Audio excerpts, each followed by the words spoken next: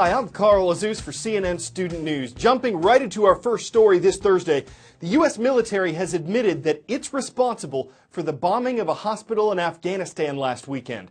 Officials say the facility in the northeastern city of Kunduz was hit accidentally during an American airstrike. The Pentagon, NATO, and the Afghan government are investigating how and why this happened. But Doctors Without Borders says that's not good enough. The international medical charity ran the hospital. 12 medical workers and at least 10 patients were killed in the bombing. The U.S. has changed its explanation of what brought on the airstrike, and Doctors Without Borders says even war has rules and that the bombing was a violation of the Geneva Conventions. These are a series of international agreements dating back to the 1800s. They set rules for how civilians and captured or injured troops should be treated. Attacks on hospitals are outlawed. In the aftermath of the attack on the Doctors Without Borders hospital, a stunning military order from the top U.S. commander. I've directed the entire force to undergo in-depth training in order to review all of our operational authorities and rules of engagement. That order an acknowledgement that something went wrong. Rules of engagement spell out when and how the U.S. military can conduct airstrikes like the AC-130 gunship that hit the hospital. Doctors Without Borders says the U.S. knew it was a hospital. They were under attack for 30 minutes. It could not have been a mistake. Until we're told otherwise, and until we see an independent investigation, we'll presume that this was in fact a war crime. Did this violate U.S. military rules? Even though the Afghans request that support, it still has to go through a rigorous U.S. procedure to enable fires to go on the ground. There was no Ford air controllers, American Ford air controllers on the ground. So we had a special operations unit that was in close vicinity that was talking to the aircraft to deliver those fires. If the U.S. knew it was a hospital, did reports of Taliban firing justify the attack? We would never intentionally target a protected medical facility. Standards for airstrikes, at least initially, do not appear to have been met at the hospital. Military rules require U.S. troops are at risk. Contrary to initial reports, U.S. troops were not fired on. When the U.S. is going after al-Qaeda, here it was the Taliban. When Afghans are about to be overrun, here the Afghans were trying to retake the area. Campbell said the overall security situation in Afghanistan is still so uncertain, he needs to revise his recommendations about a troop reduction. We have to provide our senior leadership options different than the current plan that we're going with.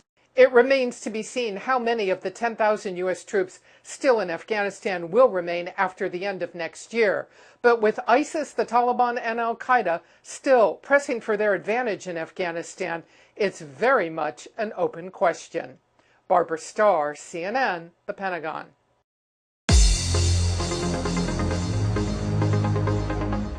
Today, we're announcing some of our viewers from the largest and most populated country in South America. That's Brazil. There, in its largest city, Sao Paulo, we're happy to be part of your day at St. Francis College. Next, to the largest city in Kentucky, that's Louisville. And that's where we found the Eagles watching at Eastern High School.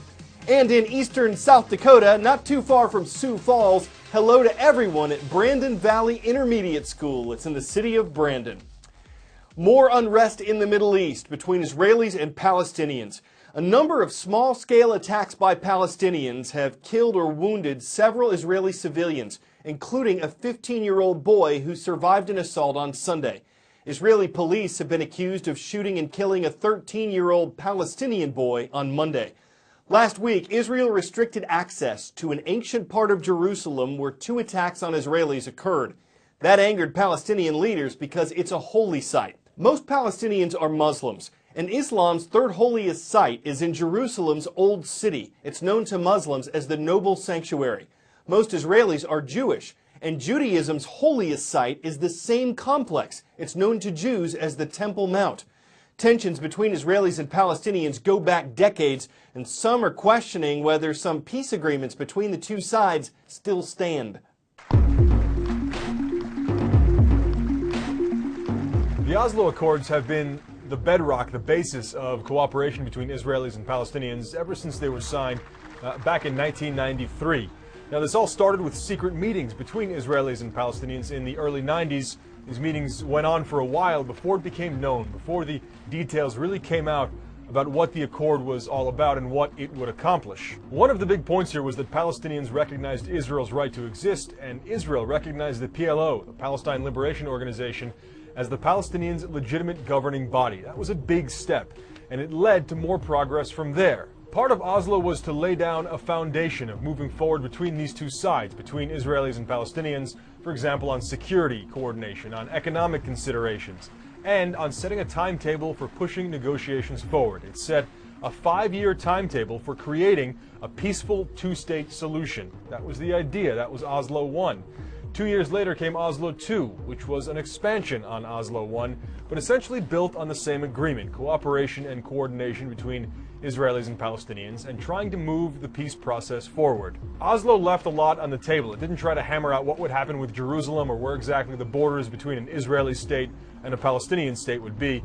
It left that to future negotiations. Now it's 22 years later, and the failure in that process, the failure to create real progress on a peace settlement, has left many people here, Palestinians especially, very frustrated with these negotiations. The Palestinian Authority President Mahmoud Abbas says if Israel won't abide by their part of the agreement, the Palestinians have no reason to abide by their part of Oslo. So what does that mean? Is Oslo canceled? Well, that question we'll learn more in the coming days and weeks.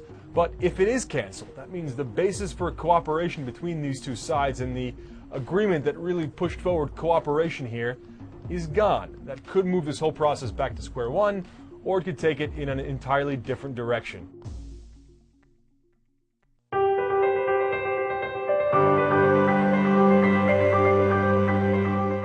Tomas Alvarez was a high school social worker in California. He was frustrated by the number of minority students in his area that he saw dropping out or being accused of crimes. And Alvarez didn't think that traditional therapy was effectively connecting with some of them.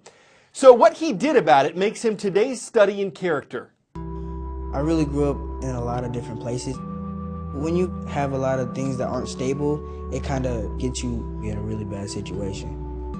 Where I really felt alone, and it turned into me doing the wrong things. As a former school social worker, I witnessed how challenging it was to engage African American male and Latino male students in talk therapy. I knew that if I wanted to really engage this group, that I would have to do something different. You're gonna have 3 statements, 2 that are true about yourself and 1 that's a lie. Beats, Rhymes, and Life is one of the country's first hip-hop therapy programs where young people turn their pain into music. Write my feelings down cause I'm too shy to speak, but I'm loud on the beat, that's what makes me unique. Our program creates opportunities for youth to reflect and tell their story. I can make a difference, and I'm always looking forward to that new day. It's important for young people to create something that they can be proud of. And the studio makes that possible. Turn that pen and the paper to a story for the ages. A lot of people come for the hip-hop, but they stay for the healing. I was skeptical at first, but it doesn't feel like it's a therapy session. I give you my life, cause it's all that I got. When I'm rapping, I just let it all go. What people need to realize is that when our young people have a voice, they can learn to help and heal themselves.